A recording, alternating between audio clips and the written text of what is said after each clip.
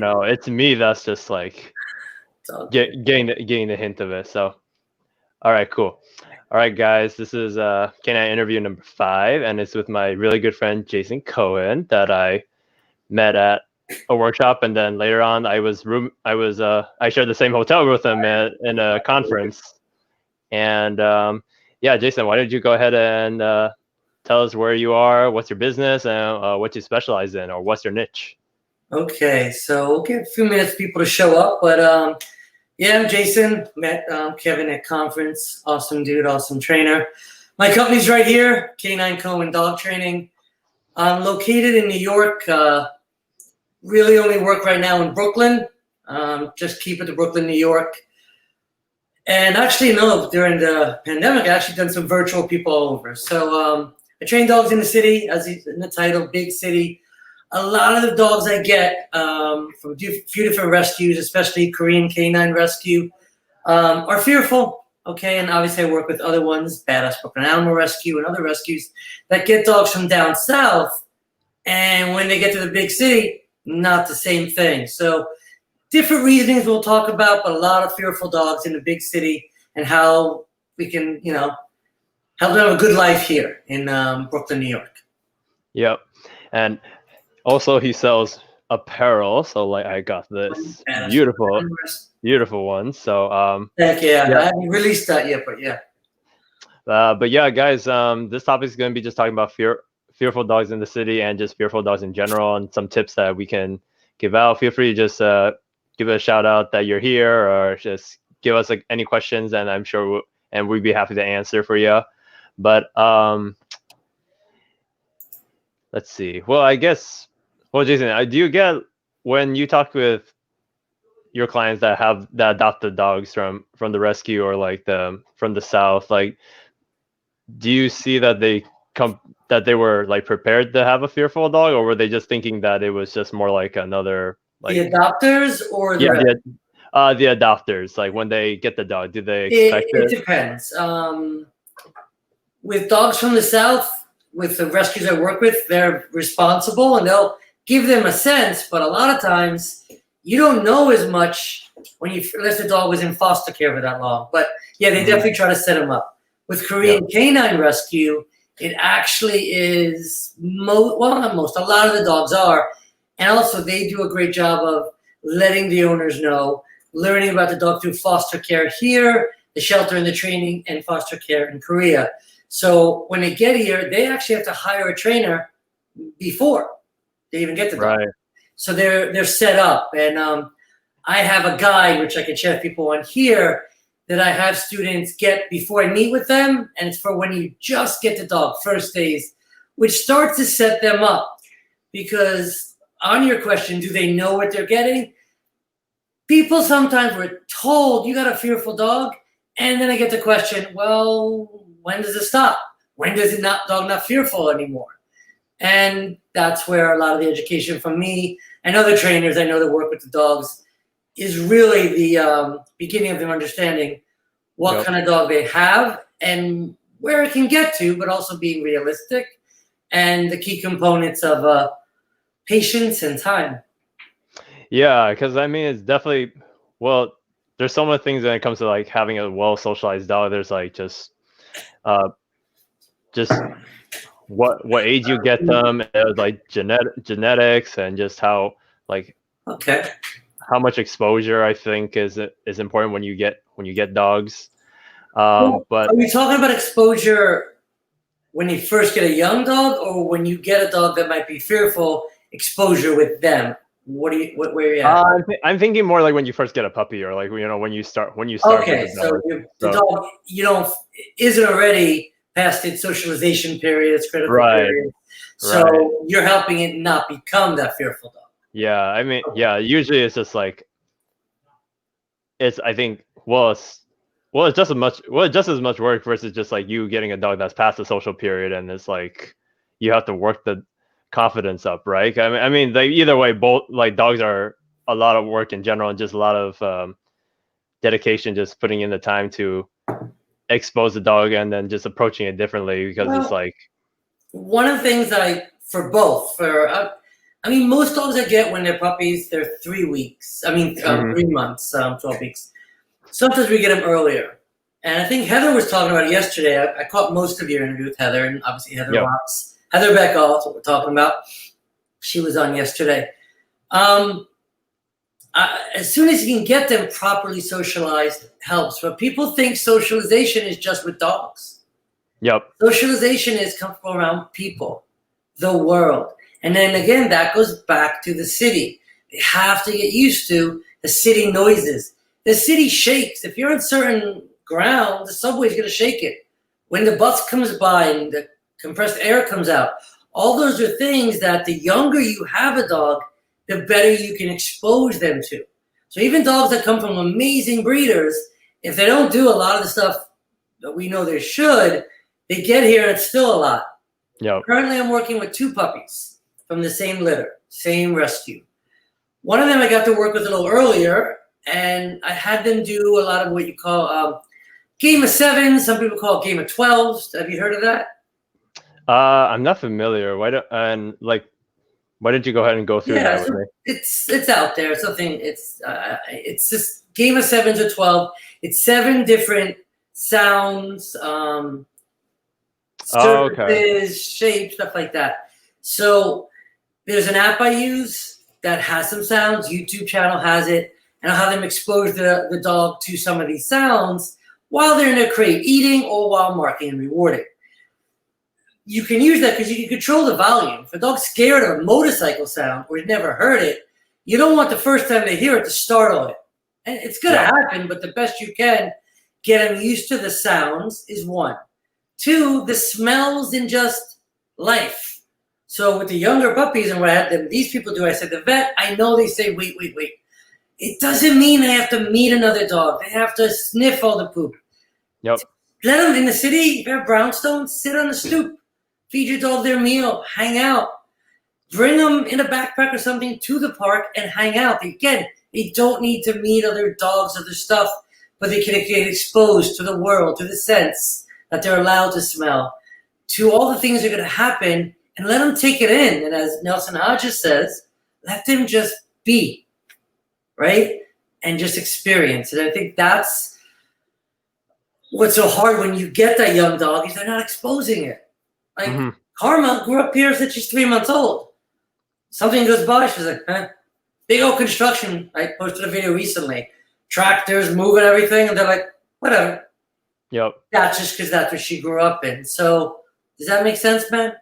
Yeah, no, definitely. I mean, it's like for most city dogs, it's like when there's all these loud sounds going on, they're like bulletproof. They're like, I'm used to it. Versus like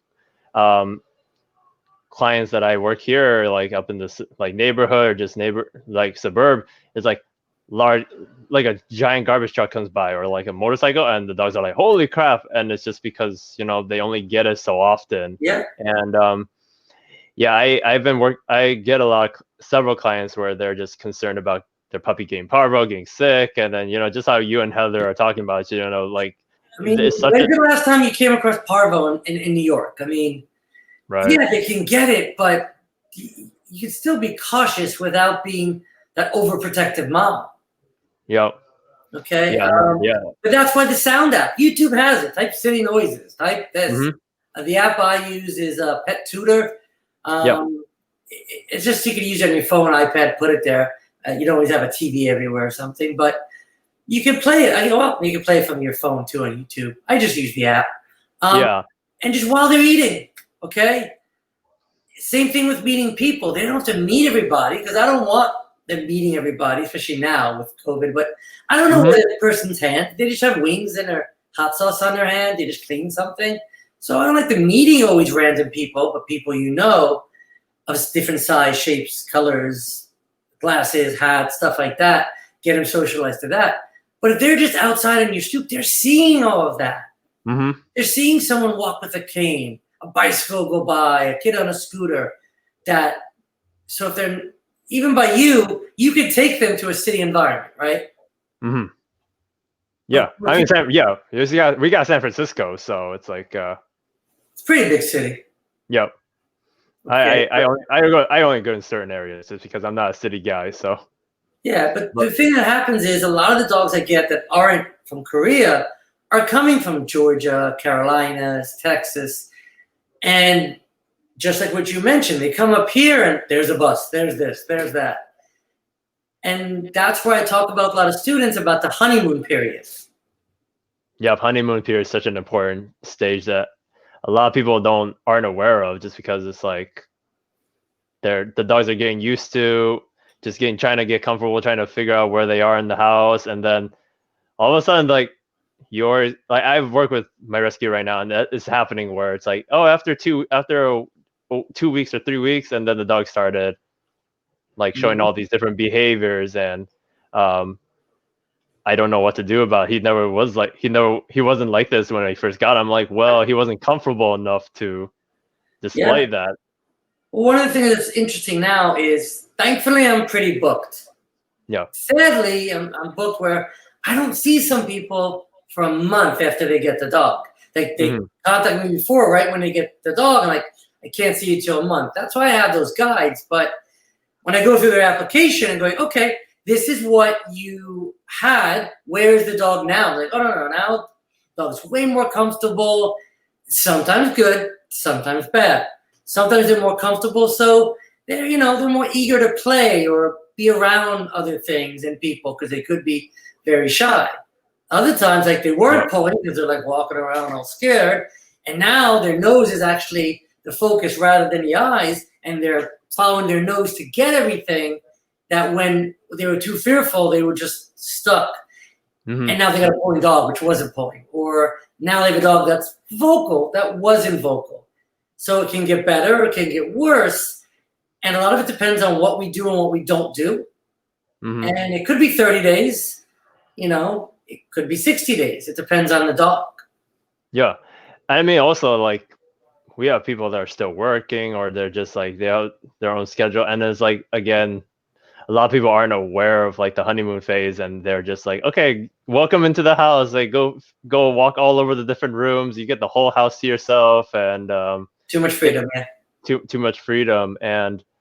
Um and I ask a lot of questions, like even when like from puppies or rescue dogs, where I just ask, like, did he enjoy people before, and did he go to people? Oh yeah, he would let people pick him up, and he would just like he would let a bunch of people pet him. I was like, yeah, but how do you remember how he was feeling? Was he just still, or was he like had a loose body language? Was he like, did he close his mouth? Was he like all those little things that I'm like, I tell him, well, your dog mostly tolerated it and was just like more internalize it versus like enjoy. And then I tell that to the owner because I see this dog who might be like barking, lunging at people or biting people, and I'm just like, your dog wasn't the people person to start off with. It's just, you really, Well, let's talk about people person, right? yeah. Because again, I got all these dogs that are fearful, but how we communicate with them, how we approach them, I see night and day from some dogs. Hmm. I just had a dog that I did a recall lesson with. Never met it. First lesson was the first two lessons were virtual, and it's fearful. So I meet it outside, and I just kneel down. I don't put my hand in its face. I just allow it to come to me, sniff if it wants. Wasn't really interested. I gave it some food. I use food not always to see, hey, we're friends, but I use it sometimes to say, okay, how comfortable are you? If you'll eat this from the floor from my hand, that tells me a little bit how comfortable, not how much you like me. Okay. Right. So I just gave the dog, I had this like duck sausage stuff that's dogs like, and gave it a few pieces. Next thing I know, it's like, you're not so bad. But I didn't ask anything for that. And there's other Right. things I do. But we just hung out. I ignored it. I didn't try to pet, didn't try to become friends. There's a piece of food. Great. See you later. We went during the lesson, and yeah, the dog liked the food. Okay. But in no time, the dog's coming to me, asking more from me because I was ignoring it. And that's what I tell a lot of people: play hard to get. Hmm. I give them the example, a couple, right? So, and usually I work with couples. Like, okay, so if your boyfriend or husband was first meeting you at a bar or a restaurant or even at someone's house, and they kept staring at you, and because they liked you, but you caught them staring and they continue to do that. Well, then you're a weirdo, okay? And you're never going to be where we are now. Then, if basically you caught them staring and they looked away and shied away, oh, that's cute. I caught him looking, and then it's cute. And it's something I learned from Nelson Hodges as well. Don't stare. Mm-hmm. Hey, look, shy away. Okay? It tells them more about what's going on in the relationship. You're not being weird, as Heather says, and you're not challenging the dog. But those little things make a big difference. When they first got into someone's home, I say this in a lot of my guides and posts, is it's great for you. You just got a new dog. But for them, it's like, what the hell? What? Where's that? Why am I here? I just came from one place. Then I went somewhere else. Now I come here. So just let him be. My friend Brett, you know Brett, right? Yeah, Brett Bailey. He also works Korean canine dogs. He's doing a great job. And we talk all the time and we bounce ideas and learn from each other. But he has a program and he does talk to people every day. It's what he calls it. But he literally is like, don't talk to your dog for 3 days. Mm-hmm. And he has people come back to him and saying, can I keep doing this? Because when you play a little hard to get and you don't keep trying to be in their space and over talk and over touch, then the dog's takes the time and is more interested to learn more about you. Yeah, and I think most people, we definitely overdo it with dogs,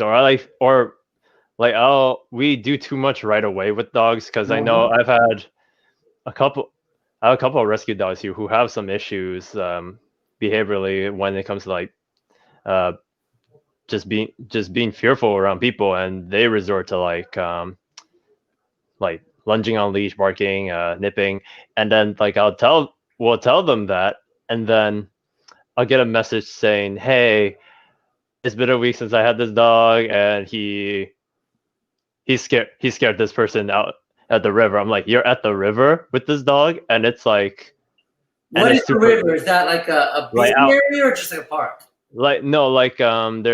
We have like these river beaches that a lot of people go to, and it's like everyone goes there to like either sunbathe or be in the water, and just like we have a bunch of local river beaches that people like to take their dogs to. But then I'll get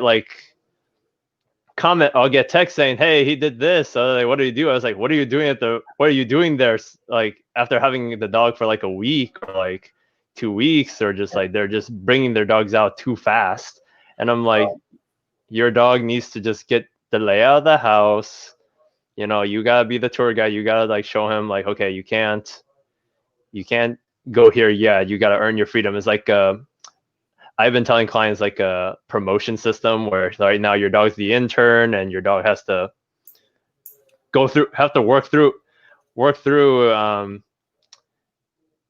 and get promoted slowly so he can get more freedom. Slowly. That's nice. Yeah, because everyone just automatically gives him all the perks, all the things for free, like he's CEO or he's like the president of the company. I'm like, no, you got to start here. You got to start like intern and work him up. You got to earn all that before you give him it. Otherwise, he feels entitled, and then plus, it's like he feels like he owns the house, and then you have a fearful.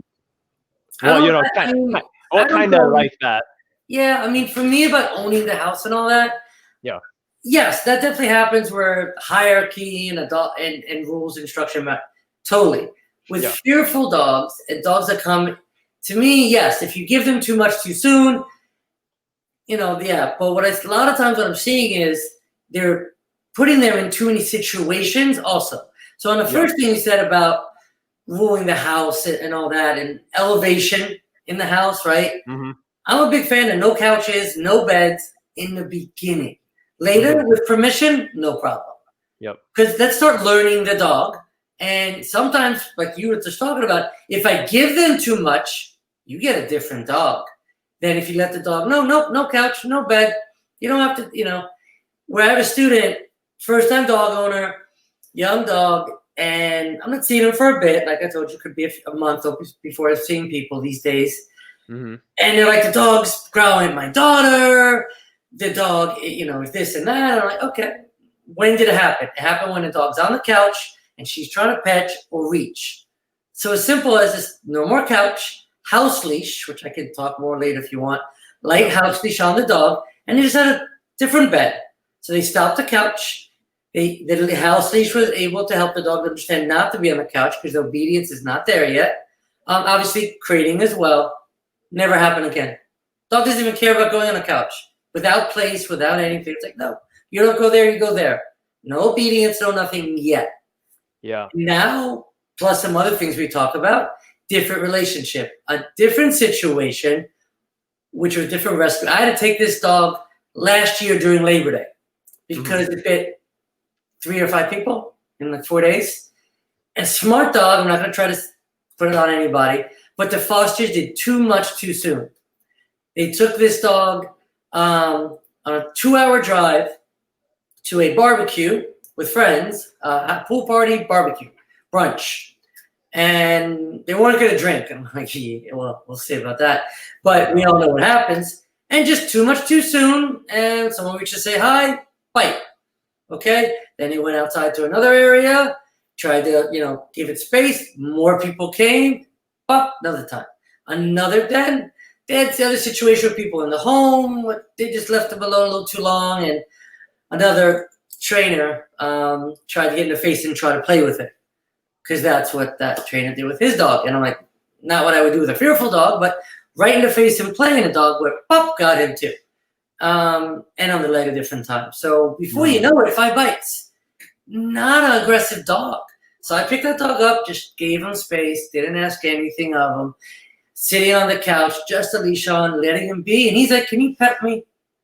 He's nothing. Can you give me some attention? To me, that's the night and day. He ended up going to training with Jamie and Tony out of Pennsylvania. They did a board and train and really rocked it. And he got a home out there. But it just shows if we take things slow, give them time, let them come to us, it's a world of difference, right? Yep. Okay. Yeah. So maybe maybe we could talk about that where we let them drag a leash and like when you first get like one of those fearful rescue dogs, like what can we do to make it a better transition with them, and then what kind of foundation or structure or whatever we want to talk about with that, and then maybe we'll go over like how we can, if we have a dog like that, like what are some training tips we can give and suggest. So okay, so I'm just going to send you, because I can't send it to everybody. Here's the link, so you can share that with them later. Okay. Yep. I'm gonna put I'll put it on YouTube too, Jason. So and I could also send. You do it on YouTube as well, sure. Yeah. There's just a link to my guide on my site that I made for this reason. Yep. Okay. And it used to be just for my students, but I just went public because you know what? If it could help somebody else anywhere, that's what it's about, man. Yep. It's all about helping. That's why we got into this. So no, you're totally fine, man. That's perfect. Yeah, so you'll see in this, I'm just scrolling through it, stuff I want about being prepared, and I have a section on it about leaving the dog alone, relax, reflect and exist, let them decompress. The main thing is keep a house leash on. I should make sure, yeah. So I have that on there. What we do is a light, small dog leash. I think I have something similar right here.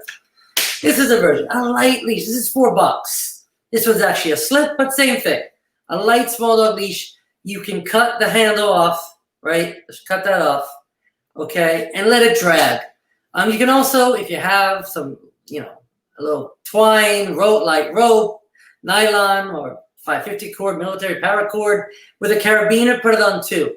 It's just a way for you to guide the dog around, communicate with them. As Heather Beck also has taught us in times, be that supportive shadow, which we can talk about.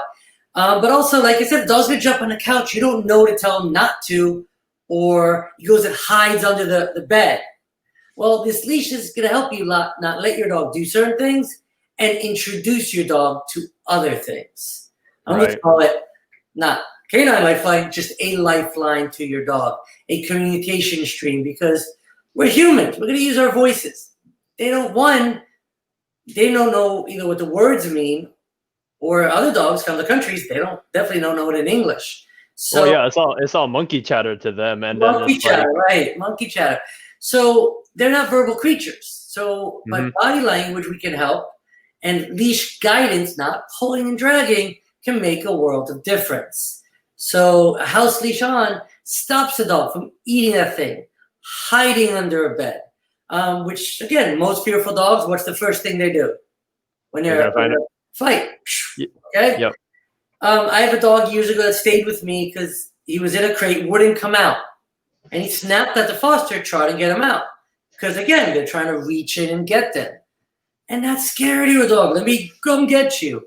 But if you have a light leash, you can easily slowly communicate. Of course, you can use food as well if they'll take food. Hmm. Okay? So I like to leave it on. People take it off after a day or two. Just leave it on. I mean, until you have better verbal communication and relationship with your dog, just leave it on dragging. Obviously, take it off for the most part if you put them in a crate and things like that. It solves and helps so many situations, especially in the beginning while you're forming that relationship.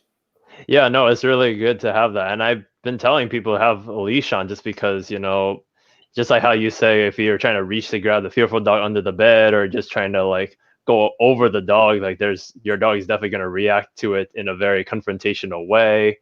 And yeah, no, I just love having leashes just in the house with the dog, just But, attached to it. but Even I do even think there's a difference than just having their leash, because you'll have these dogs that are full heavy leash, right? Yep. And people have the poop bags at the end. Oh yeah, yeah, And yeah. That have something light that they almost don't know is on. It yep. really makes a difference. Yeah. And also, the Um, dogs will usually chew it, and they'll ruin your $20 leash rather than a $4 nothing or a piece of rope. True. That's very true. And dogs are not cheap, so No, they're not. And that's what new adopters learn real fast. They're not cheap. no. My dogs eat better than me. Yeah, mine too. Yeah, I know Mine what you mine feel. they're raw. I go to San Francisco, I go to a raw dog food store called SF Raw, and they're like Oh yeah, organic you do or it. You do it real. I do the pre-made. But on that point, one of the things I feel that also helps fearful dogs is using their food to help change associations. But also, instead of treats, I'm not against treats. I use tons of treats. But especially for fearful dogs, if they already had their meal and then you want to give a treat, they're like, I'm full. And a lot of right. times they're not food motivated enough for treats in general. Then you fed them. Don't feed them. I'm not saying don't starve them. Take that meal and use it. Use it to train. Hmm. Now, with Korean canine rescue work, their dogs have to basically eat raw. So they're using on a frozen raw dynamic. They use Honest Kitchen a mixture. I use Stellar Chewy's meal mixers because you can handle them and it's still raw and it's still high value. Hmm. But some of the dogs, they're goats. Well, they give them goat's milk, and what I've learned is, oh, they like that goat's milk. So a dog that maybe won't take a treat, won't eat from your hand, will eat from a bowl, and you take their meal and you can add something to make it better. Sometimes the freeze-dried raw is the additive. Sometimes get the little goat's milk, put it in there, and they'll eat it. I had a dog that was too scared of outside, but they had a balcony. So okay, go on the balcony, still noisy, sit with it, put their food. And the dog loves that goat's milk. Took 20 minutes, but then the dog started eating the meal there. I had them do it they have a rooftop. Again, worked on there, not as much noise, and food there. Also outside. I've had dogs that were too scared of areas. One was a waterfront, fed the meal there. So using their meal rather than treats, I find a lot of times can be more effective. Higher value food. Kibble is usually not enough. Yep. Yeah, I mean, again, this like, and I know, like, I heard this the same time as you with when it came to Chad Mackin, where it came to like the seeking system and Yep. just making everything instead of like a threat, just more neutral, or just like, okay, just use their meal to help them out. Well, what you Um, were saying, the seeking system, that's what's wrong with that dog. They started using its nose, and that's what happens to fearful dogs. They don't use mhm. their nose, they use their eyes, but once you get their nose working, again, as Nelson says, a Yep. dog that is using their nose and in movement is a happy dog. So Hmm. that says the seeking system, if I can get a fearful dog to use their nose, wonderful. Really, Yeah. definitely helps. Yeah, and I usually just suggest to my clients just to, maybe if they have a backyard or if they have a pretty decent house, I usually tell them, just maybe play a little nose work with their food, or like, get some Amazon boxes, maybe just scatter some kibble in there, really get their nose going, and You ever heard of feed the chickens? feed the chickens. Yeah. Yeah, just You kind have, yeah, just if you have grass in the backyard, yeah, you just, and let's say they're feeding kibble, like a lot of people do. Take the kibble, take the bowl, and go whoops, and have all the kibble fell. Go eat. yep. So again, everything you just said, using the nose, trying to find the food, and you just sit and have your coffee while they go find their food. Yeah, I mean, it's, backyard, right? What? yeah, I mean, it's basically work. You're working your dog without really doing much, and it's just fun for them to do that. It's like a giant ass snuffle mat I was about with to the say, grass. I love the snuffle mats that you can get, almost the ones that are more like a shag carpet. And I even tell them sometimes put that in a crate. You have to sniff around the crate. Or here's something me and Brett talk about. We both do. He does a lot more actually than me. It's been amazing. Is a food trail, like a Hansel and Gretel. So again, the dogs are fearful, barely move. But if I can, in a controlled environment, like your home, just take their meal, straight trail. They have to move it. You know those back legs, they get stuck, right? They move, and when we can get their back legs to move, that's the gold, right? And just sit down, have your coffee, and let your dogs follow a food trail. Then what I say is make it into a pattern. Have it go under a chair. Take some dirty laundry. I think Brett told me about this. I thought it was great. Have some like dirty laundry and have them just go up the laundry and over, not challenging. Something I was thinking, which is what you just said. Take a pizza box, cardboard, flat. Just stepping on that is different surface, noise, and now it's confidence too. Okay, if you're weaving up and over things, it's almost like an in-house, parkour or agility. Agility. Like, and I can see maybe like if the dog builds up to it, like you can play a little bit like some of those sounds that you were talking about, like at a low volume while they're kind of doing it. For sure. I like doing that with what you're just saying, snuffle mat or a calm. Meal, instead of just putting peanut butter in there, which is fine, take their meal, get it wet, mix it up, put it in a Kong, freeze it. While they're going to town on that Kong, play the music. Yep. Yeah. All good stuff. And I feel like not a lot of people are like home because of either the work or, well, hopefully more people are home now because of COVID. But it's like I love the face when I see clients, when I say, hey, you could do this, you could do that, and they go, oh, that's really cool, I didn't really think about that. Oh, that's awesome. And there's so many. There's actually Facebook groups for these interactive stuff, and it's great for confidence building, man. I mean, if you're like doing crafts and stuff, I've had students, you're in my Facebook group, you've seen, they'll take like a water bottle, put a string through it, poke some holes. I mean, you can go crazy. Listen, I'm not the end all be all. I've heard of some things. I'll give you some ideas, but this is what I try to do with my clients or my students is I want to give you the concept of understanding how we can help your dog and then run with it. You know, show me something you tried. There's always something new out there. Because I mean, it's like we're not living with them we're only seeing them like maybe once a week, or for your case, like maybe like after that, like a month later or something like that. So it's the way my programs work now, it used to be you did an initial lesson and then you do a program. I stopped that actually since COVID started. I just did virtual, and my new programs now, I don't have the initial. You have to book 4. So especially for the in-person, it includes more evaluation. And that's in-home, okay, for my in-home program. And then 3 that can be anywhere else. For virtual, it's 4, obviously, virtual. And then I have a combo. But I know I'm going to see them 4, so maybe I don't see them for a month. And then hopefully after that, it's every week to 2 weeks. Right. So I'm trying. That's why I'm sort of trying to slow things down. This is actually the first day of my birthday week or birthday 10-day vacation I'm taking. Well, I mean, you definitely deserve it, man. You're working hard, and like, guys, if you have not checked out his YouTube channel, definitely check that out. I'll leave a link for it, definitely down below. Or YouTube and Facebook.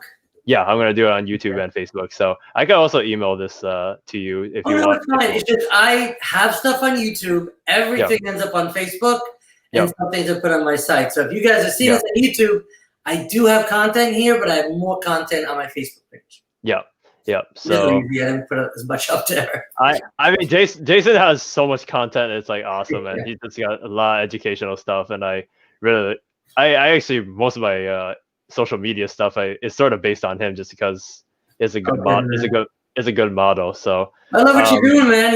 You know, you're doing good work. These lives are great. You're doing your branding. I know your mom helped with the branding and marketing, and you're putting good content, but you're also doing it from the right place. You're doing it from here. You're not for doing sure. it just to make money. You're doing it because you want to help people and help dogs, and that's what it's about. Money will Yeah, come. yeah, for sure. And I mean, like in general, because Fearful Dogs is like it's such a process, and it's like there. Yep. I wish I could. I definitely want to put in more time so I can just learn how to work with them more. And that's why with you it was perfect to just talk about this topic, because Yeah. I want to get some ideas, and I have a couple of clients that still have some Sure. Fearful Dogs that could definitely benefit from this, and it just adds more toolboxes for me. Yeah. It just gives more opportunity for us to It's teach people. become, I mean, it's what I get a lot these days, but it's become my favorite thing to work on. I mean, I work reactivity, I'll work aggression for the most part. It gets to a certain point, I won't. I'll send it out. But Sure. to certain degrees, yeah, I'll work with everything. But there's nothing better, and I've said this before, than seeing a fearful dog gain confidence and be happier in life. To me, no better feeling. And anybody that's met me in person, I'm not the most patient person. Obviously, I talk fast and all that New Yorker thing. But when I work with fearful dogs, they force me to slow down, chill out a lot. And one of the people that have helped me, obviously Heather helped me a lot communicate without the need for food. Because when I went to work with Heather, I was very reliant on food. I'm like, these dogs don't care about food when you're outside. So the transitional leash communication from what Heather taught me, and also Chad. I haven't seen his new leash point 2.0, which I'm eager to see. But Yeah, me too, man. Chad did and taught me, and so has helped me as well. And one of the also biggest people that, not biggest people, but most influence has been Nelson Hodges. I went to a workshop of his last year that Julie Hart, also I learned a lot from Julie too. We should learn from Nelson as well. But they did a workshop in New Mexico with a hoarding case. I forgot how many dogs. It was 2 days, fly in, do the workshop, fly back. The amount of information I got from that and watch Nelson work has really helped. Understanding how to understand those fearful dogs. So I know Julie's going to try to put that workshop and what happened with those dogs into sort of a video or something that I think later will be good for people as well. A case study. That's what she's going to do.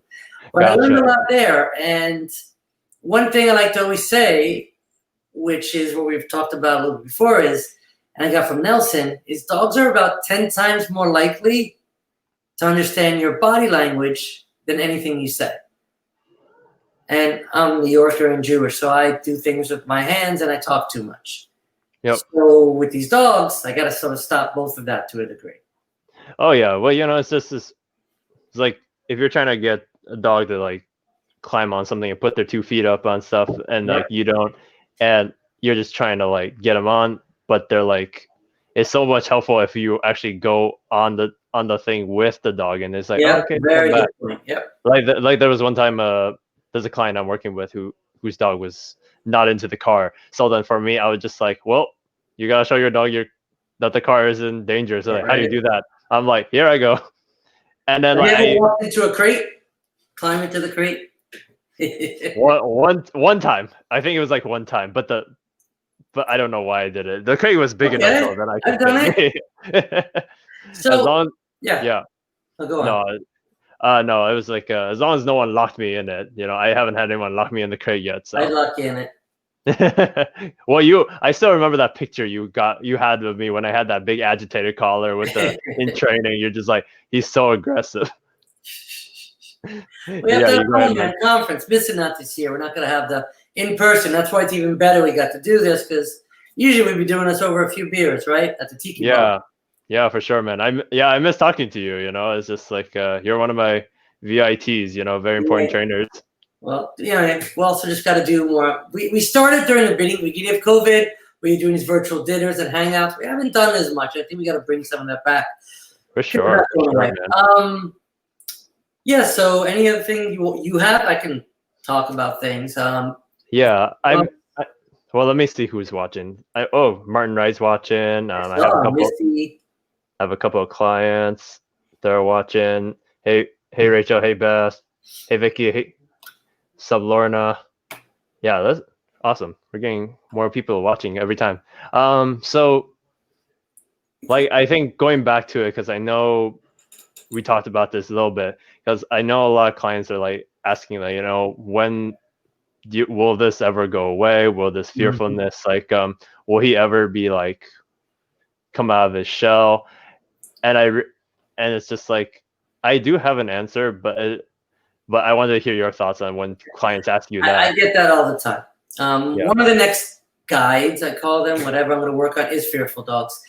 I do have a video where I interview a couple and they talk about that. It depends on, like a lot of things we say, it depends. But one of the comparisons I do for Fearful Dogs is an introvert, a true introvert. Somebody who is basically like, I don't want to be around you. Doesn't mean they're scared of you. They just take time to earn trust. Okay? Mm-hmm. So take your introverted friend to a party where they don't know everybody. They're going to melt into the wall in the corner. Bring them into a room of 4 or 5 people or a family, people that they know and they trust, different person. So with the Fearful Dogs, they might end up, eventually they should be good with you. Mm-hmm. Okay? Over time, they can be good with one person at a time or more.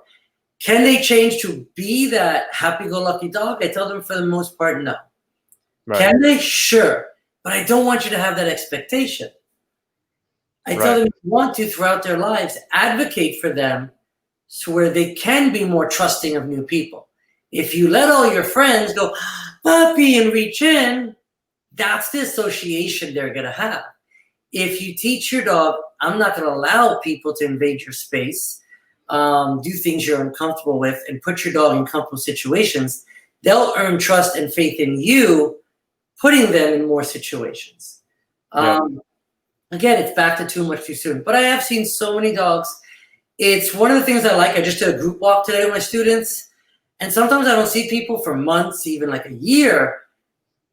And seeing the dog from when I met it later, dog that wouldn't walk downstairs is now walking happily in the group or even come say hi to me. Some will still be cool with me, but still don't want me to pet them. So, but it depends on the dog. I feel Fearful Dog, a truly fearful by nature, is always going to be that dog. But how they deal with the world, life, depends on what you teach them. Right. Is that? Yeah. No, definitely. And then this is one thing I love that I picked up from you, which is being an advocate for your dog, just because, so many people put dogs in tough situations and then they feel like they have to make their own decision and they don't trust the owners to keep them safe. And then they're like, I'm just going to go right into barking because this or whatever behavior works to get me away from the certain stimuli, whether it's a dog, person, or sound or object. And like there was this one story. I did want to tell you about this story for a while, but I totally forgot. Every time I met up with you was like I had my roommate's pity puppy that I was raising and taking care of, and I took her on a field trip, and I went to this local feed store, and we are just climbing on different surfaces and just working her a little bit, and then like one of the store associates just came and wanted to talk to me, and he was like good 5-6 feet away. This was like before COVID, but the puppy was like, her name's Apple. She's super insecure, and she was like, she's not a people person, but like she looked at the guy, and the guy was huge, and then she like gave a little grumble, like big whale eyes, like, and literally the guy like opened his eyes even more, and he was just like, oh really? And then I'm like this. I'm like I go between me and the dog, him and the dog. I'm like, dude, don't stop staring at my dog. Go. And like I pointed there. Like I was just like, go. I'm like, don't stare at my dog. Go. Yeah. And Something I get, I don't think Jay Jack still does it, but a while ago, years and years ago, I don't know, 4 or 5 years ago, something like that. He used to do a workshop and one of these things he calls faith in handler. I mean, I know Tyler Muto also does a drill called faith in handler. mm-hmm. But the whole premise is have your dog learn to have faith in you, the handler.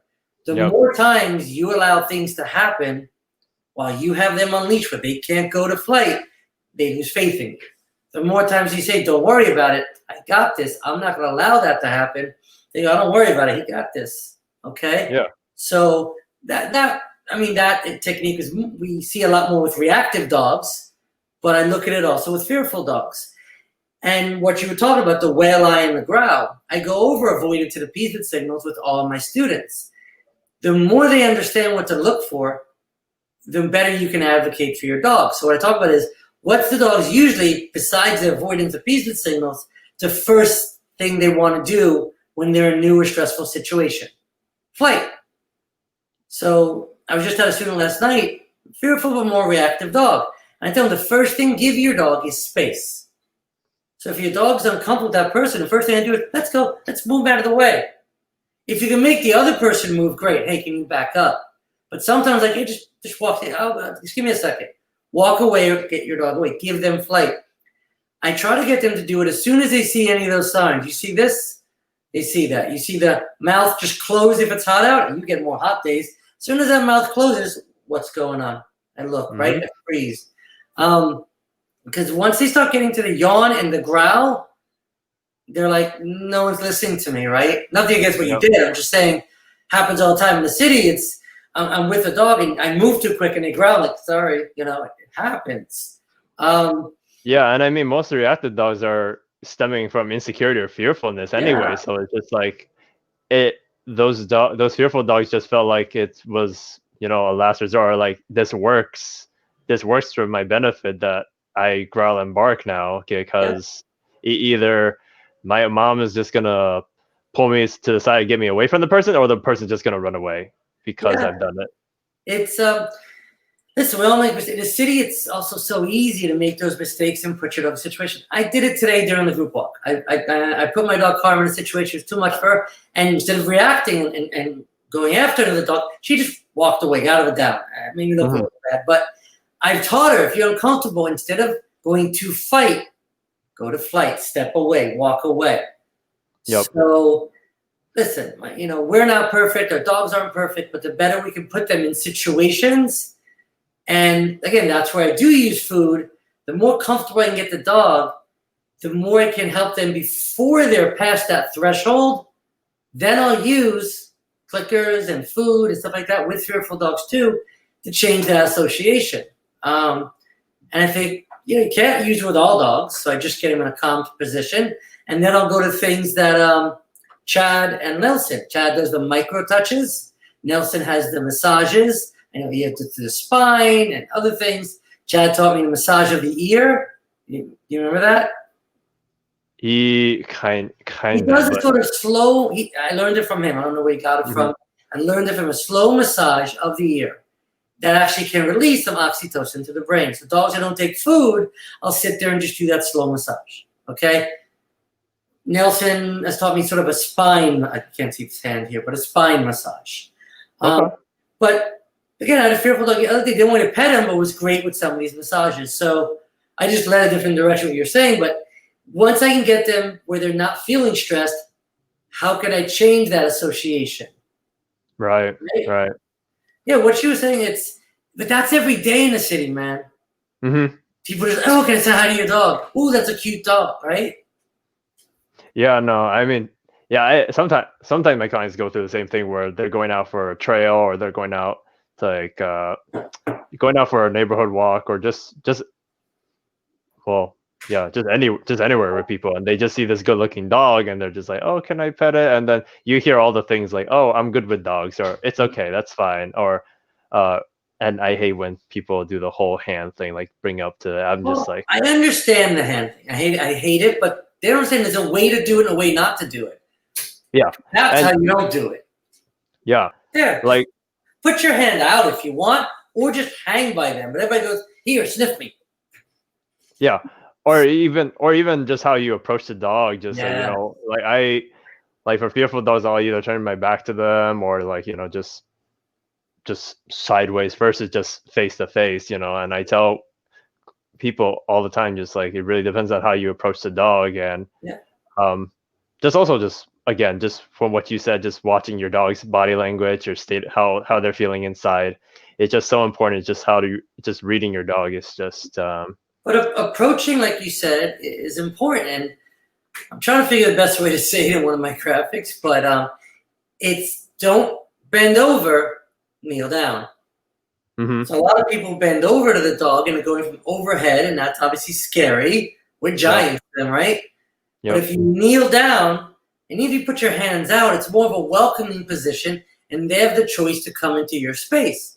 And then people are like, well, can I pet them? I go, well, do they want to be pet? So a lot mhm, of that dog comes in my space.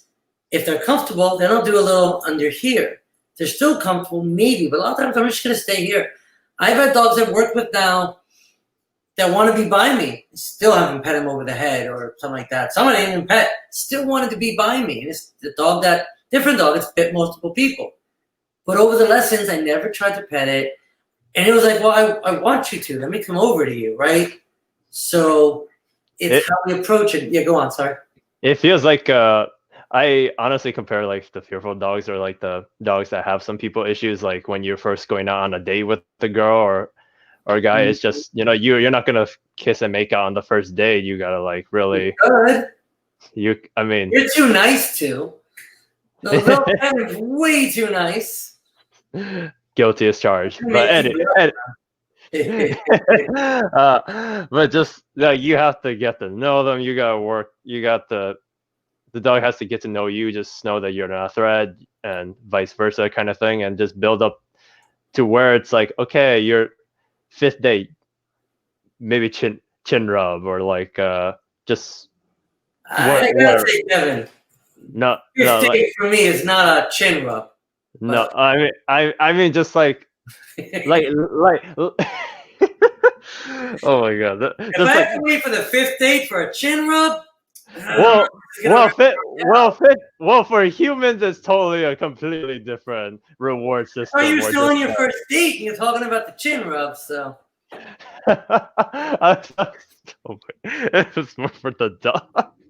Oh, but anyway, yeah, just working it up there. I'm not dating my dog, so my dog, Well, I know what you're saying, man. But you want to take the time and let them go to your space and chant. And, yeah, yes. yeah, and then like if you respect the dog's space, if you respect the dog's feelings, like they'll know they'll reward you whether it's like not barking at you or if they come up to sniff you or things like that. Like that's what I've been seeing when I have it just ignored fearful dogs. Like I just went and worked with this husky shepherd who usually barking at everybody, but Mhm. I gave no touch, no eye contact, no talking to the dog, and the dog just sat in the corner, just lay down in the corner sleeping, and was not keeping his eyes on me the whole time. But a Um, lot of people, and you worked with Caesar, I haven't, but I've seen the yeah, show and what he says, and people think that's just an aggressive dog thing, and I'm like, no, that's a respect to the dog thing. hmm It's just dogs don't do that to each other. They don't. If they're gonna go stare at the dog, there's a reason for it. So if you come in and you just stare, touch, get in their space, over talk, you're not making a good first impression. yeah.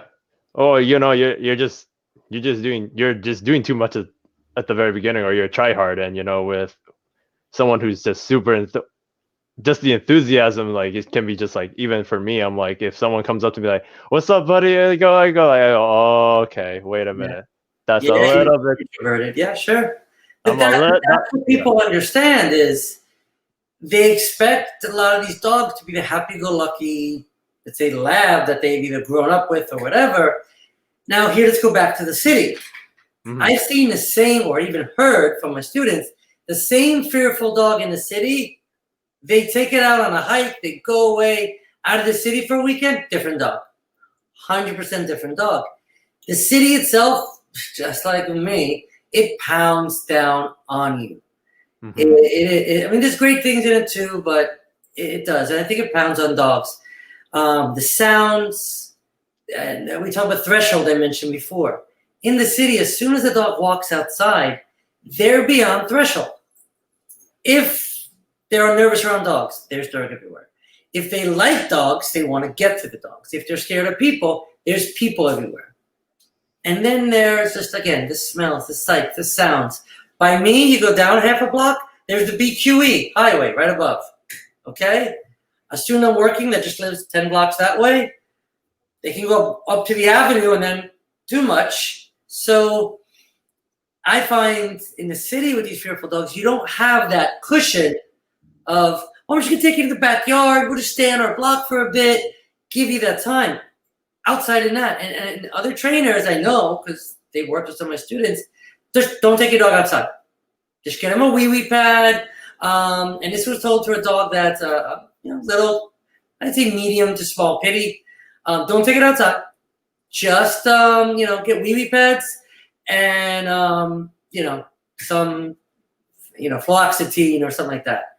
And the problem is that didn't help that dog. They were like, we'll try something else. Now it goes on walks. It's been on trips. It's gone to camp. But we had to push them past that threshold, as well as help them change the association of the situations. And that's what you were saying with the patience and the hard work.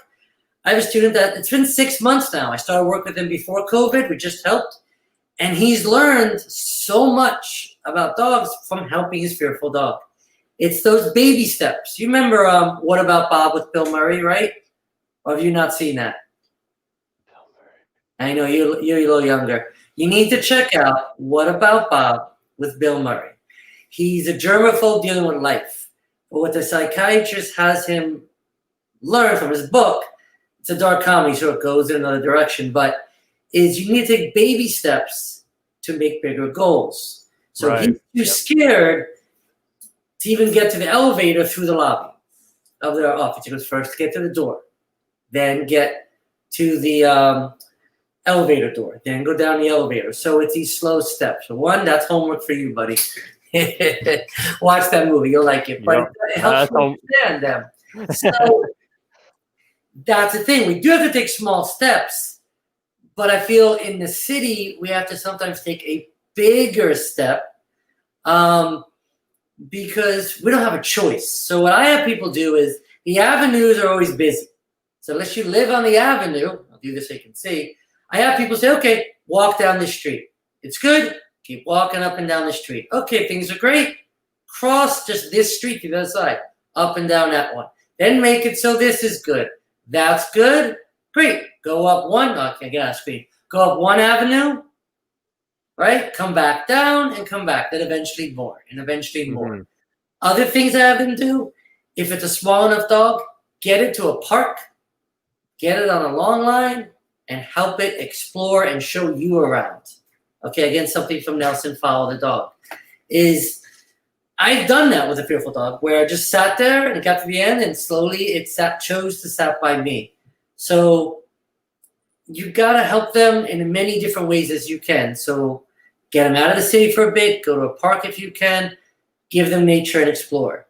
In the city, take it slow and try to build. But it's a balance, and that's why I recommend, doesn't have to be me, but work with a trainer, an open-minded trainer that was open to all tools, all techniques, all styles to find the right one for your dog and help it keep moving forward.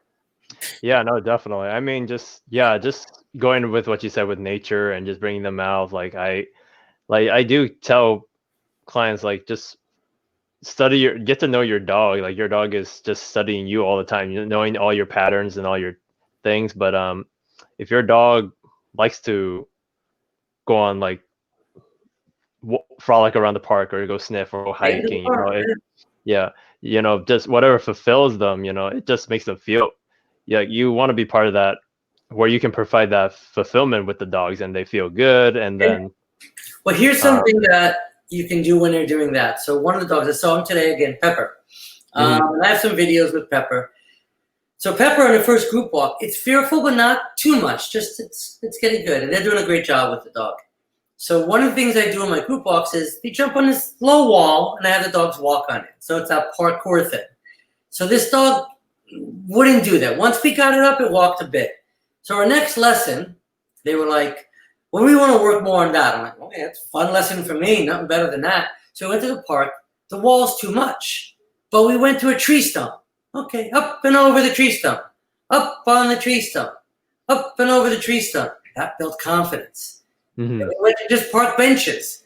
Remember you talked about you had to get on? Same thing with the tree stump. And this wouldn't go on, but then you go on, they go on. Go over. And eventually a dog can just go on. One park bench, another park bench. Then another little step. Little things just up and over. They just went on a hiking trip, and it's jumping over. It jumps on the wall. Next time I saw them, they found a lower spot, and now it's on a hike. And the confidence of this dog is just growing. And I did a recall lesson with dogs. It was running to me in love and life. But you have to help them build confidence. So yeah, go to that park, do some parkour. But if they're not open to doing that, then take it a step back and just let them use their nose and sniff. And, and something Nelson taught me is they sniff and sniff. Let them show you. Let them show you where you should go. You know? Let them show you what they see. Right? Yeah, no, for sure. Let me see. I think I just had like 2 more questions. I think the one thing I really wanted to really ask you about was like when, I seen your videos when you have people, when you teach your clients, when people come over, some protocols or some training things that you could be doing with your fearful dog when people come over. So like, what would you suggest if a client had a fearful dog that was afraid of people, but then you were expecting guests? Like, what are some things that you would suggest for that? I mean, right now, not as much because of COVID, but no, definitely. City, it's also not as much people coming over, but also going to friends and family, especially with the holidays approaching, and I got a guide for that. But a few things I do. One is, it's best if every dog can be crate trained. So, as Heather was saying yesterday, I also like it as a spot, you just put the dog away, okay? The entry of someone new can be too much and can cause that fight response or that flight response. So, people come over in the beginning, put the dog away. Let your friends come over, do your hugging, and maybe even have a drink, and then everybody settle. Once everybody's settled, and you think you talked about this? I think I did. Yeah, I thought that was Heather Rose, but I was just Heather Rose. Yeah. So that's one of the things I do, and then they bring the dog out. What I have them do is, depending on the dog's how he's doing, I'll either let him go sniff everybody, or usually what I do, right to place. So I sit, dog's right in place, loose leash, and B. So what does he do now, or she? The dog gets to smell everybody, and no one's trying to pet it. No one's doing anything. After that, again, depending on where the dog is comfort level, as people get up, and you tell people, hey, if you want to get up, let me know. And then they get up, they get a drink, they do different things. I'm marking and rewarding every time someone gets up, someone moves, someone comes back, someone has a big laugh. Again, depending what your dog's fearful and sensitivities are. Mm-hmm. I do what's called a counter conditioning party. You know what I'm talking about? Yeah, I think I may have saw it. It's what I do to prepare for this. Again, so it's basically parts of that, and then when people are entering, I have the dog in place, I have their meal, and as people are entering, I'm marking rewarding, and even better, I'll have the people entering just go and toss a piece of food at the dog. When depending on the dog, when they first come up, I want them like just tossing and not looking at the dog and marking yes or click. And we get a row of people. It is a form of flooding. Mm-hmm. But I think it's a good way of using the system. So they'll toss and just keep walking. They don't engage with the dog, and you do that a bunch. So that's one of the things I do, having a dog in place if you can't do that after. The other thing is something from Chad. He calls it leaky toddler. I was about to say, I love the leaky toddler from the video. I've done it before, but when Chad explained it, I'm like, he made it make so much more sense of why it works. It's, it's you're just dropping food. I'm not asking for the pet chew. I'm not asking for engagement. I'm just going to drop food. and you hang out, and then I'm not so bad, you know. If I'm hanging out with somebody and they're just dropping bills, not a bad person. If I'm hanging out with you and you keep buying me a drink, I might not like you, but starting to, because that's not a bad thing. Okay? Mm-hmm. So basically, one person will have the dog on a leash, and the leash is important, guys. So Heather Beck has the term supportive shadow. And what that is, and there's that light leash I mentioned, again, what I like to use. You follow the dog. Okay, so if your dog is comfortable going somewhere, great. If they start freezing, you're there to guide them away. If they obviously react, you're there to stop them from hurting anybody or themselves. So what you can do is with one person, as they're talking to you, just have them start dropping their meal or a high value treat or something like that you don't mind dropping on the floor. And then the dog just eats it. Okay, then you put the dog away. And then it progresses to what the dog's comfortable with introduction. People expect everybody to be good right away. Or, I gave you a treat, why aren't we friends now? Mm-hmm. Take it slow. Look at the level of the dog. I also don't want the dog on the couch. Because what happens a lot of times, dog chilling in its corner on the couch, and I sit here and I go, hey, how you doing? People talk to dogs, right? And they'll go, oh, here, sniff my hand. The dog might reach over, just do a sniff and back off. We're buddies now. You sniff my hand. Let me go pet you.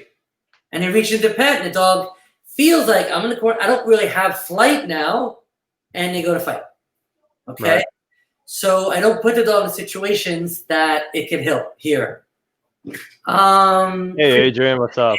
Here, the recording? I don't know. Oh, no, she's... Christina's... Yeah, I don't know what you said. You can watch What About Bob with her.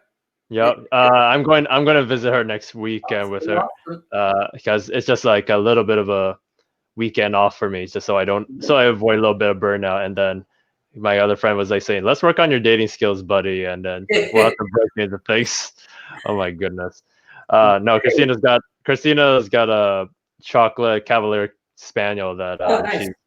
he has a lot of fearful behaviors that I'm helping her with. So yeah, she's been appreciating that. One of the things I can get you the link. It's in my thing. Is I did an interview with Nelson a few years ago about living with the fearful dogs, about 2 hours. And you can just listen. You don't have to watch us. You just listen, and he gives a ton of information. A lot of my trainer friends are like, man, this is good. So Nelson gives a lot away for free in that video. A lot of great questions. I'm just there to moderate. I definitely want to go to one of his workshops. He's on my list of workshops to next go week. to. Yeah, next week. Art of leash handling. He's doing RBB. I'm not doing that. I did that. I'm not doing it again. I'm going to try to get more spoons back. You know what I mean about the spoons, right? Yep. Back, but I'm going to try to see his Art of leash handling 2-day in New Paltz at Valerie's. Okay. So doing the RBBM before. Check his site. He's all over, man. I could probably be back in your area. Yeah, Nelson. I mean, definitely Chad. I mean, there's. I want Nelson to do that fearful dog workshop type of thing again. That was. I definitely would go. I would definitely go the next time he would schedule it. Yeah. Just because it's more resources for me, more toolbox for me. So. All right, cool. Any other questions? I'm more than happy to talk about I'm not going anywhere. So like I know in the city it's tough walking the dog when it comes to like all the close proximities to other people and just all these loud sounds, and plus there's little to no sidewalk sometimes, or there's all the traffic. But I've seen like a couple of Julie's videos where she'll let them go on a long line or like a thing just walking down the neighborhood. Yeah. Like if you're working like towards like a neighborhood, not in the city, let's say, right? Would you suggest when you're walking a fearful dog to just let them? It depends, man. I mean, Brett does certain things with long lines in the city. I am not comfortable telling one of my students to put their dog on a long leash. I might do it, but so that's what the park's for. That's the park. Okay. Park, give them that long line, follow them, work with them. If there's more space, sure. If you're more in suburbia, but also leash handling comes into play because if they go to flight, you got to make sure you're handling the leash correctly or it's gone. So mostly what I do is I use the transitional leash is the main tool I use. I use pinch collars. I'll go from transitional to pinch collar, transitional. Or the main tools I use. I'll even use martingale. It depends on the dog, how they respond to the leash and their fear. I have found head halters, and I like the transitional leash as a head halter because also I can use it as a slip because of the pressure point on the nose. Yep. So that's part of it. It does help them put it in a calmer state. The other part is header system. So we teach them the gentle pressure up, but down. So it's very gentle, tactile cue. Once they understand that, when you get in that flight state, calm down. Oh, sorry, I can't see you. Calm down. They get in that, calm down. I'm not correcting them. I'm not like, no, don't go in it. Just calm down. Once I can get them in that calm state, a lot of times I can get them, okay, they're too scared over there. I'll get them in a calm state further back, and then I'll start changing the association with food. So then I have conditioning desensitization. So the tool to me in the city with all those distractions is I don't want them in a way so far away where if something freaks them out, they're bolting, and next thing you know, they're in the street. So I do use short but not tight leash so I can communicate effectively and proactively and then work towards looser leash and things like that. And then give them the time in the city when they can go on a long line, go and explore and do things. But again, Brett's been doing some really incredible work with more of a longer leash in the city. I just do it differently. So he's a good person to talk to too, but he's been working with a lot of the Korean canines and doing some great stuff. And I know Byron's doing some great work in Jersey with a few different things too. So I saw that video that that Korean canine where Byron had that little dog on place and he was like watching the whole soccer field and the park. And so he brings the beds out and just, so again, they know what they got to do. Stay on the bed, and then you bring distractions. I just do that with the sit position or the calm position with the transitional leash and then get them calmer and things. So sure, man. Yeah, gotcha. Yeah, I mean, like, I guess I was just curious because I didn't know when was a good time to apply the long lead versus because I know it depends on your purpose. Yeah. I mean, my purpose, I like to give people, okay, you're walking your dog. On a daily basis, you got to walk your dog on average 2 to 3 times. On average, usually it's 3 to 4, but okay, depends on the backyard and other things. So most of the time, they're going to walk their dogs on a leash. They're not always going to the park. If they live closer to the park, different things. So for me, how can I help them in those moments with the tools they're already going to have when something scary happens? How can I get their dog comfortable in their neighborhood first? So I use this, again, transitional leash and food. I will have them take, if they won't take food from their hand or like that, I'll say, take the bowl, go right outside. Go to the corner. And just have them feed there. Okay? The best is if they can use food in a pouch, okay, and then mark and reward. But again, some dogs won't take food, so all I do is teach them how to be calm in the position and not go to flight. So what eventually we have, right? Fight, flight, avoid. Where do we go from there? Acceptance.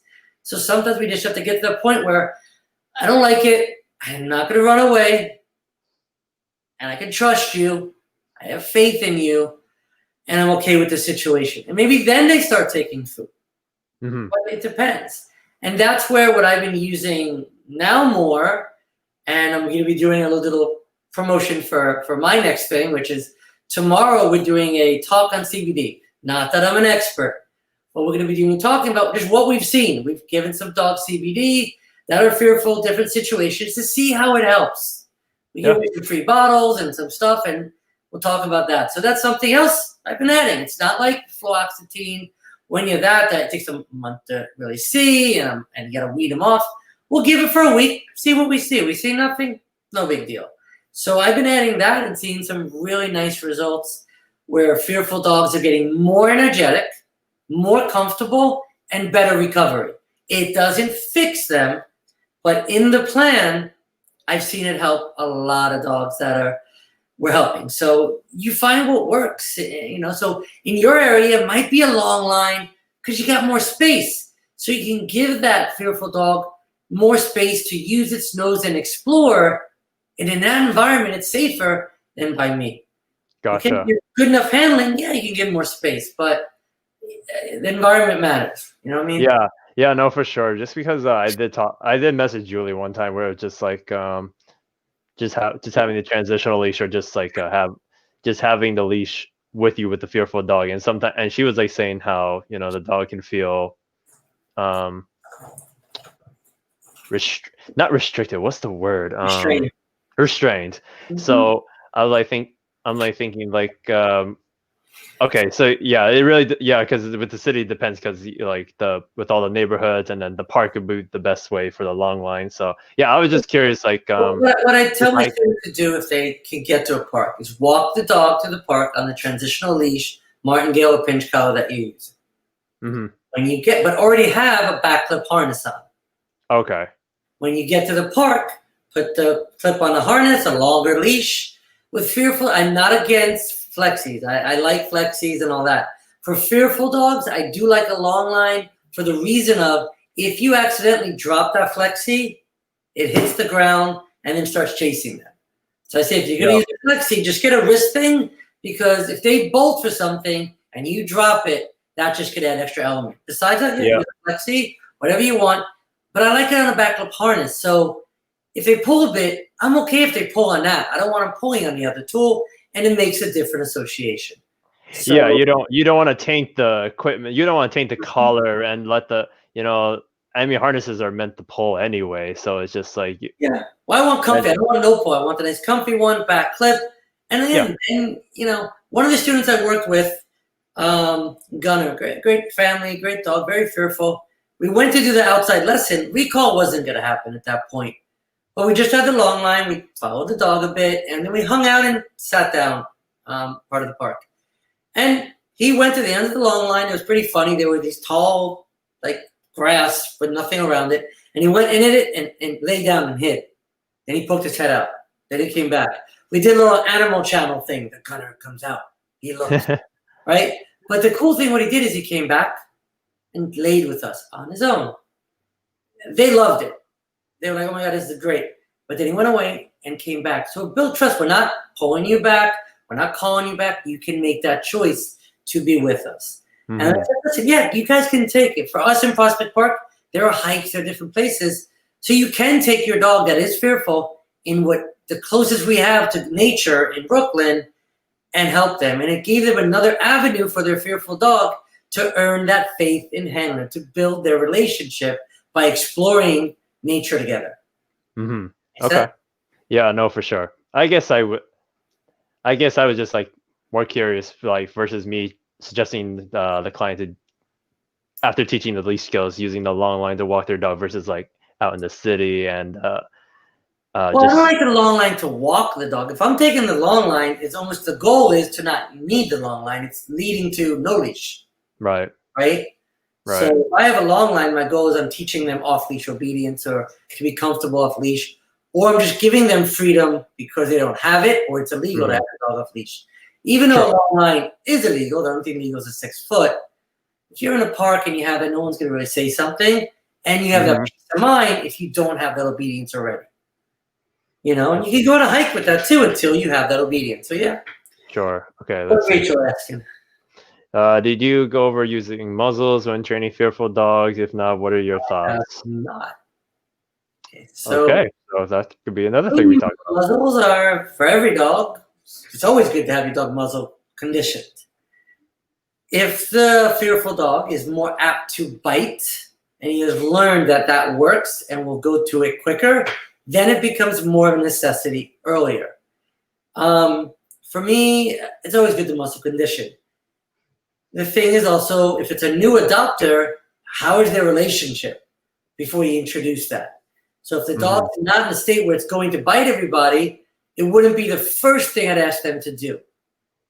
If the dog has, from a fearful state, snapped a bunch, I'm more apt to say, okay, we want to make that part of the program and have them start feeding through the muzzle and working through that. The other benefit, I know we're harping on it, but the transitional leash helps with muzzle conditioning because they get used to something on their nose. Yeah. But with fearful dogs, it's not necessarily special for them. It's just depending how they react when they're uncomfortable to how quickly I would use it. I hope that answers it. What about you? Yeah, I mean, muzzle conditioning is always just good, especially if like emergency cases or like when you're taking your dog to the vet, let's say. But yeah, if your dog is gonna react, if your dog's not gonna do flight or avoidance and just gonna go right into the fight right away, where they practice enough where the bite they think gets results. I mean, a muzzled dog is a safe dog. That's what Heather always says. You know, it's just if and then plus it feel. I also there was a case where I had this woman adopt this healer shepherd mix, and this dog would just lunge on leash, and then if someone if the dog saw someone that looked like they were gonna reach for him or pet or like nearby, and they were just walking, and this dog would just lunge and just like go and just it just looks scary, you know. So then I told her because a lot of people because she had told me there's a couple of people, one or two people that have asked to try to pet this dog, and then it's like by the time they say something, the dog's already lunged and scared the person off. That dog needs to be muzzled. Yeah, so then I'm like saying, you know, you can muzzle condition him on go muzzle him on walk. So then when people see that, because everyone looks at a dog on muzzle, they're like, oh, it's implied like I should move away or I should stay back. So I feel like the thing I found with the muzzle that helps the most, besides making a dog safe, it helps the owner of the dog feel more comfortable. Yeah. Because they're not worried the dog's gonna bite anybody anymore. Right, exactly. Like the client just feels, or the owner just feels more comfortable bringing out their dog because they know that their dog isn't going to hurt somebody. Down the leash. If the owner is more comfortable, the dog also might not think, I don't have to protect, or I don't have that advocate, I don't have faith, because if the person's not comfortable, they get nervous, then it goes right down the leash. So I tell my students that too. The muzzle will help you sometimes even more than the dog. Yeah. And I feel like sometimes too, when the client or the dog, I keep saying client, but anyway, the owner sees something that they know the dog is gonna react to, they anticipate, they get worried, and then the dog starts to get that vibe, like, what's happening? Why are you feeling that way? And then like, oh, is it because of this guy? Should I? You want me to take care of it for you? And so it just the muzzle too it just gives you like that. It just gives you that barrier when it comes to. The thing I want to say with the muzzle, for anybody watching, you want a muzzle they can open a mouth and breathe. You don't want the vet type muzzle, which just closes the mouth. Okay, no, you want like the temporary. Yeah, you want like the Jasper, the main ones that I use, and there's other ones out there based on the shape of your dog's head, but they have to be able to open the mouth and pet. Unless I'm really concerned about someone sticking their finger in, which you might be, if you're worried about someone to pet. And I'd probably go more of a Jafco than a Baskerville because you can't get the fingers in. So a Jafco for that person that you mentioned your student would be more what I would say, because you're worried about the unpredictability of people reaching in, right? So, but that's something we deal with a lot. It's people just don't get it. They're like, oh, Chad told me this. I think it's a great line. The last thing people say before they get bit is, it's okay, all dogs love me. Right? All dogs love me. Well, okay, it's sad but so true, right? Yeah, I mean, it's just like the truth is there are dogs that don't really prefer don't really want to go see every single person, or not a people person, and just people have a hard time with that, and they have this expectation or just have this vision of theirs where they want their dog to go greet everybody and just be that happy-go-lucky dog. And I'm like, I have to break the news for them, like, sorry, this is not the dog for that situation. Yeah, I mean, one of the things people ask me, and one of the things I don't like that people do, and it's natural, is they put a story to why the dog's fearful. Yes. Well, he was abused. He was this, he was that. It might be, but did the dog tell you? Did the person see it happening? It might, but you know what? You gotta keep, especially with dogs, move forward. That's their story. You're the beginning of their new story. Yep. And the more we keep that story, the more, to me, it stays around. Right. So again, I say advocate, but you need to be your dog's mentor, guide, advocate, Superhero. I want to call it teacher. Mm-hmm. So you got to show them what's good, what's scary. That's not going to happen again, type of thing. So you got to take that story and emotion away. Something that's helped my students that I say is you got to think with your mind, not your heart. Mm-hmm. Heart will come, and part of it, but if you always lead with your heart, I'm worried about this, I'm worried about that. Oh my God!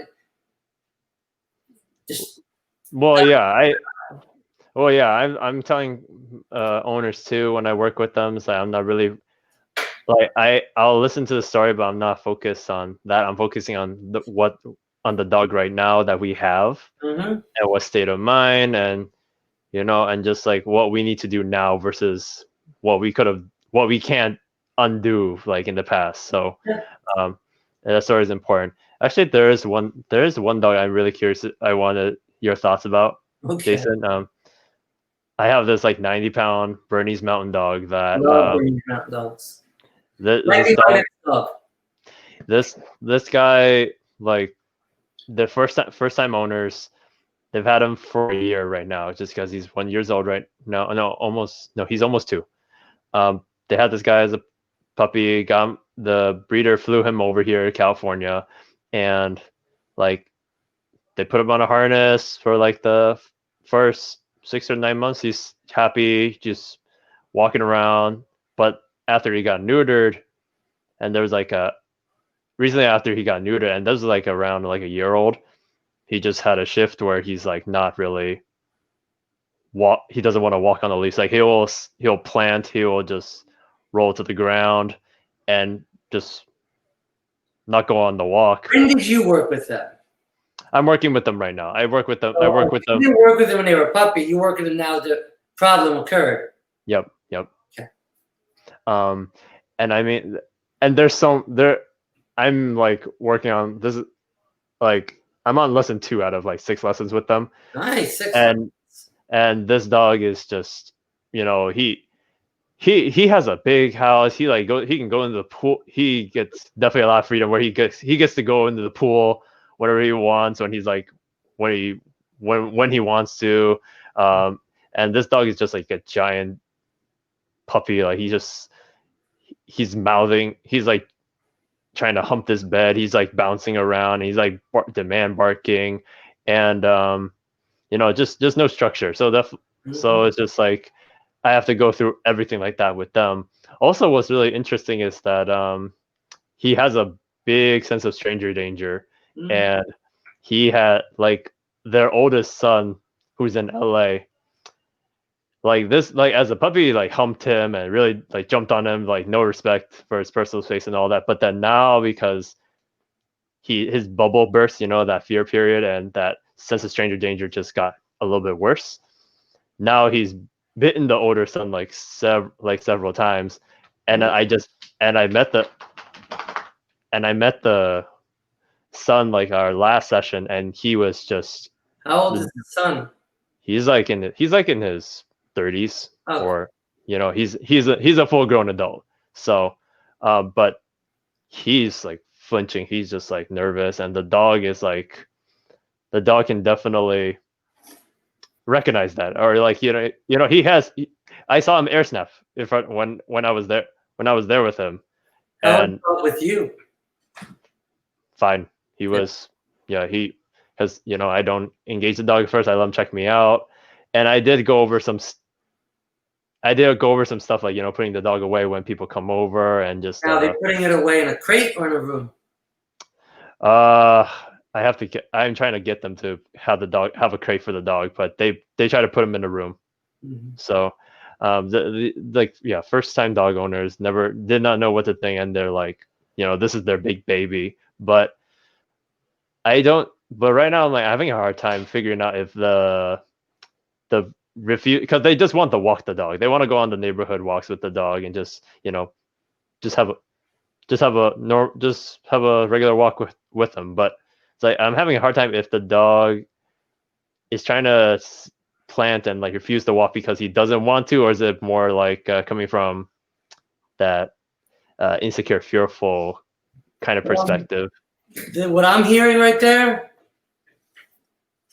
we'll go up a bit. The first thing is, which I know you're probably saying to them, structure, or as Heather says, dogs thrive on structure, rules, and boundaries. These dogs have none of those.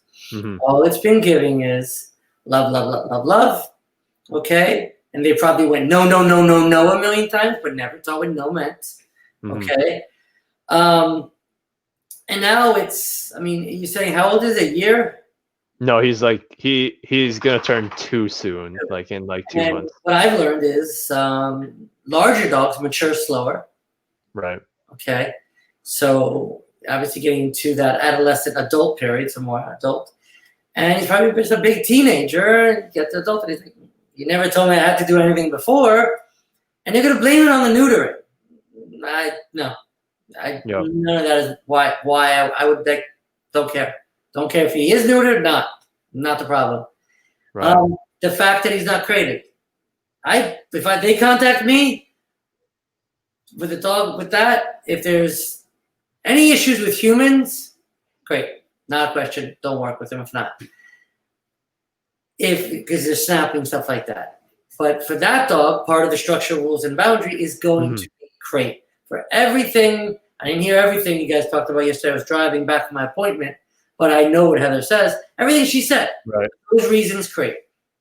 Besides that, I have people have that house leash on, and that dog will be on a leash following me around the house. This is something, I have a video, this attention release type video with it, but one of the first things I have people do is have the dog follow them around the house. Not a heel or perfect, just follow them. People go, my dog follows me around everywhere. I go, it's 100% different when there's a leash on and they have to follow you around.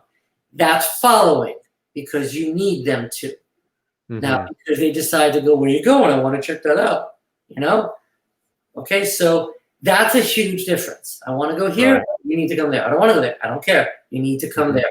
So all of a sudden it changes. And what I have people do, the first thing they got to do is figure a pattern out, okay, and walk that pattern 3 times where there's no tension on the leash.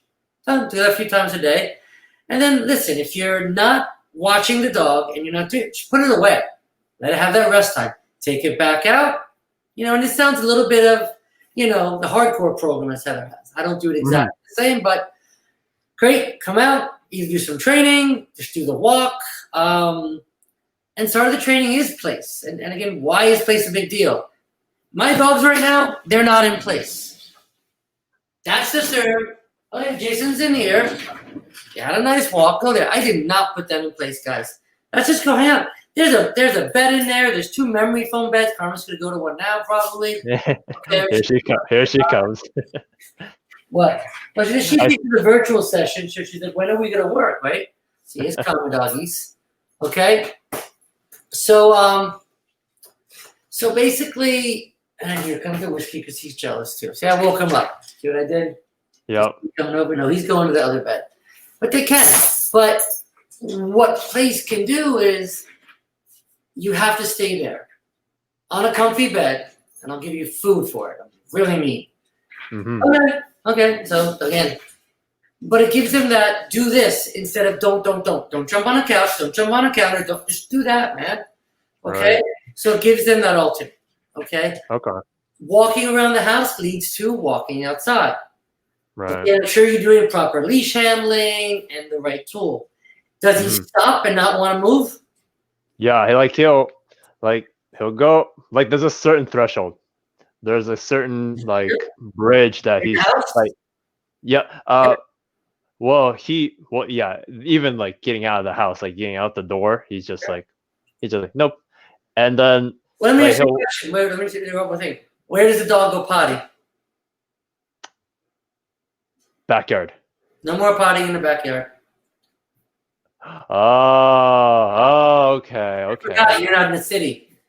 That's backyards have this problem more because They just open the door and he goes out. So he get his business. He goes out in the sun. I don't want to go for a walk. They don't need to walk him. But when they want to walk him, they haven't put the time on. So what I also would start doing is, even if you're pottying him in the backyard, it's on leash and you're taking him. And then back. Okay? Walk around the house, back up. Pretend you live in the city. I don't know, but that's what I would do. Yeah. Wow. I totally didn't think about that. I'm like thinking of all these different things, and I'm like, oh, just take him out to the bathroom. No backyard. Okay. Well, again, it might be hard, the 90-pound dog, to make the backyard out front if they can't walk him. But he'll go to the backyard. Yeah. Do it on a leash. Yep. And, if your backyard, you don't want to pick up the poop for us, that's fine. Now, Stroni asked me, he goes, do you walk your dog to go potty all the time and you pick it up? I'm like, that's how they go. They go, they potty all the time on leash. I'm like, city dogs. Yep. Okay? But I forgot you guys don't. People in the city also have backyards, not the same. So, yeah, right. That's motivating the dog to probably go outside. So you can use that motivation. The next thing is, what do they feed them, right? And stop using the food just to give them food. Okay? Make them earn the food. Yep. Right? That's not. Yeah, they were. He is not motivated with his food, and they free fed him, and I was like, no, you are not free feeding this dog while I'm working with you. Food, it's always there. Yep.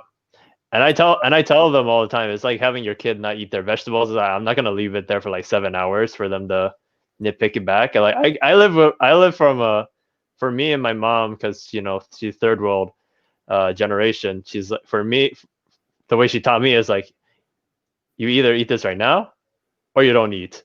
Yeah. And that's just like, I explained to them is a smorgasbord mentality. I was on a cruise once, sort of forced to. I don't think I'll do it again. That's I'm really, really old. Getting old. Really old. Yeah. When you're on the cruise for the first day, everything's there. You eat what you want. Smorgasbord of this. You want to order sushi? More sushi. They just give you whatever you want. First day or two, it's awesome. Later, it's like, I don't have to get it now. I can get it later. It's always going to be there. If food and what I want is always there, it's not a big deal anymore. So I would have them stop free feeding. And if you're going to use a crate, use it to get good in the crate. Then, right, Miguel says, right? And again, if kibble is not enough, I mean, I'm not about starving the dog, but you offer the food through training. I don't do more than 3 meals. So it's a day and a half for those dogs. And you could do the food trails we talked about, or as soon as I had a dog that's afraid to get outside, right? As soon as we pass that threshold, yes, food. Okay? I have a dog I have a post about. Guess what motivating to this dog was? Water. Water is the most motivating thing. I did paper plate recall with water. That's what we send away to dog. Go get water. In a hallway that it's scared to go to. I realized, it loves water. So we put a water bowl. We did paper plate recall with food. Went to the hallway. Put water at the end. Send them. Loved it. Went past the fearful state. I was like, water. Find the dog's motivation. If kibble's not enough, change to better food. Maybe find something that's more valuable. That's why I like the freeze-dried raw. Stella and Chewy's freeze-dried raw bites. They're already good pieces. You can use them.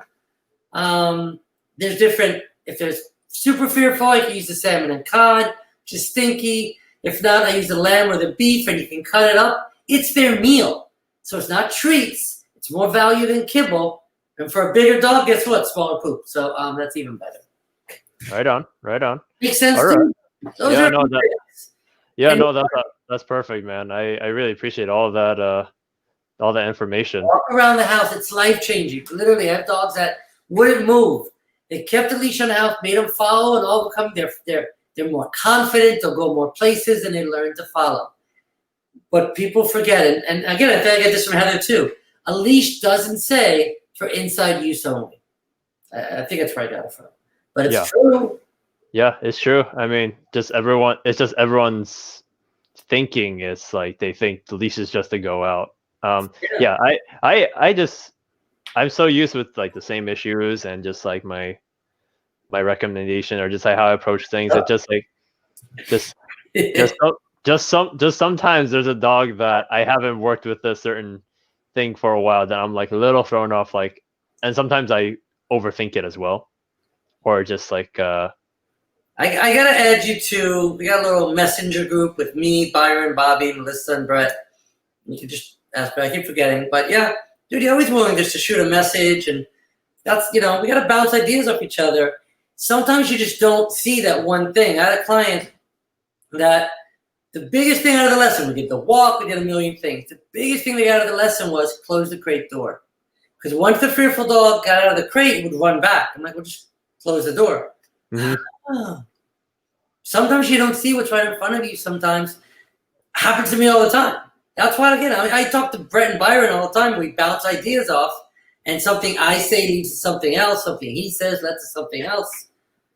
Yeah, no, I love it, man. That's why I decided to do all these interviews and just. I mean, I have you're one of my very important trainers that I. VIT. So I never heard of that. VITs. Oh, we should do that for conference, San Diego, just like VITs, all that stuff. But yeah, I just love having just going to conference, IACP, just to work with all these trainers and, just bouncing back ideas, because it's like sometimes I'm stuck, but with you guys, you just. The after hours is where you go. I mean, the presenters are amazing. Mm-hmm. But the after hours conversation, I think last year, Duke Ferguson was talking about how he used e-collar with a horse to help it, not correct it, to help teach it. I don't think I've ever heard anybody talk about that. And Duke's amazing. And we were just having drinks, and he was telling somebody else, and we're just like, great, all kinds. No. It's where I learned about Jason Mosconi talking about paper plate recall for resource guarding. How he does it with multiple steps was after hours at conference. So it's, right. Chad last year talked about, when you mark and reward, sometimes people reward too quick. So you say, mark with either yes or click. So you go click, and then in your head say, wait a second, then give food. And it gives you that natural pause not to worry about it. So there's always these little things in between the education and that just talking to like-minded people comes out. All right, right on. I mean, yeah, I miss you, Jason. I missed our talks. It's so much fun talking to you. It's definitely add me on that group, because I'll definitely message and just ask a lot of questions. So no problem. All right, guys.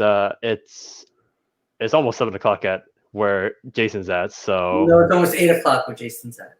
Okay, never mind. It's okay, man. I'm on vacation. Yo, he's on vacation. So, well, I think we did a good length, and I think we'll wrap it up. Jason, thank you so much for no problem, man. Anytime. For the interview. I again miss you. You're an awesome dude. Give you a virtual hug. Virtual hug. And guys, like you said, if you're struggling with a fearful dog, it can be hard. So just take the time, go over this video, and I would just find a trainer that's open-minded, just like Jason said, and support local businesses. A trainer that's going to help you give the dog a chance. Yep. Okay, and help it move forward, not just stick it where it's at and just make that okay. Help it move forward. Yeah, and get them, and also just find a trainer to teach you help both you and the dog go forward. So it's quite the dynamic. And yeah, again, I'll leave a link for Jason's website and his YouTube channel and all that good stuff. And yeah, Jason's got awesome ass content. So and again, just feel free to message us if you got questions, or if you missed the recording, I'll put it on YouTube as well. So all right, awesome. Jason, it's always a pleasure talking to you, sir. Soon, man. I'll catch up with you soon. Thanks, everyone. All right, peace.